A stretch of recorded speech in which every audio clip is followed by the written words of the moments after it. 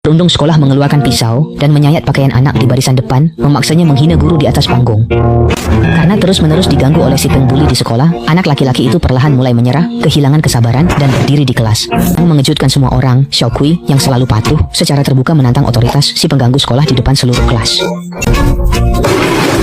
Alasan mengapa Xiao Kui yang awalnya pemalu dan penurut mengalami hal ini. Perubahan besar bermula saat berita mengguncang internet. Mantan napi bersenjata membantai orang di kantor polisi Seoul. Meski Korea Selatan melarang senjata api, belakangan ini senjata sering jatuh ke tangan warga. Insiden penembakan asrama lalu sangat mengusik Xiao Kui. Karena penasaran, dia mencari cara membeli senjata dan menemukan situs penyedia gratis. Awalnya dikira lelucon, tapi besoknya paketnya tiba berisi senjata otomatis kecil. Kini, senjata itu ada di tas sekolah Xiao Kui.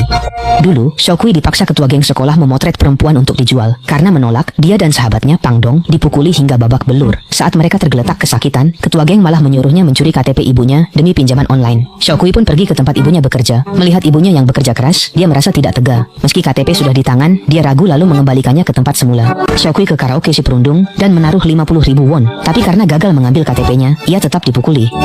Tak peduli usaha ibu Xiao Kui, kartu identitas harus diserahkan besok, atau Xiao Kui dihukum lebih berat. Terpaksa, Xiao Kui melamun di lapangan dan melihat Pang Dong tunduk pada perundung. Dua kawan malang ini saling tatap penuh putus asa. Si perundung yang benci kedekatan mereka pun merancang niat lebih keji.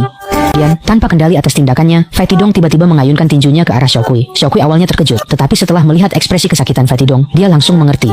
Saat bingung menghadapi perundung sekolah, Xiao Kui menerima paket anonim berisi senapan Uzi. Meski bersenjata, ia tetap tenang. Saat pengganggu datang lagi, Xiao Kui berani berkata tidak. Si perundung yang dipermalukan terus menendang bangku Xiao Kui dan mengancamnya dengan pisau, memaksanya menghina guru. Tapi kini, dengan pistol di tangan, Xiao Kui tak lagi takut. Konflik hanya butuh pemicu, yang akhirnya dinyalakan si perundung itu sendiri. Saat makan, Xiao Kui digoda si perundung yang menyiramkan makanan ke kepalanya. Saat Xiao Kui hampir meledak, kepala sekolah datang. Namun, si perundung berdalih lantai licin. Anehnya, kepala sekolah malah mempercayai alasan konyol itu. Entah berapa kali Xiao Ge meminta bantuan guru, tapi selalu sia-sia. Melihat keteguhan Xiao Kui, hati Pang Dong mulai memberontak. Ia mengajak Xiao Kui makan di pinggir jalan dan langsung minta maaf, mengaku terpaksa memukul. Xiao Kui maklum, lalu memberitahu Pang Dong bahwa melawan perundungan tak cukup hanya bersabar.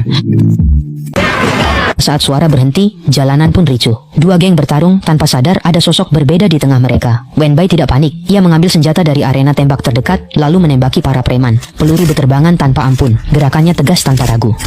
Gerakan yang keren, lincah, dan sangat akurat ini membuat kedua bersaudara itu terpana. Begitu para preman sadar, Wenbai sudah bersembunyi di luar kerumunan, memulai aksi penembakan jarak jauh. Dalam hitungan menit, Wenbai menembakkan peluru senapan angin dengan tingkat akurasi 100%.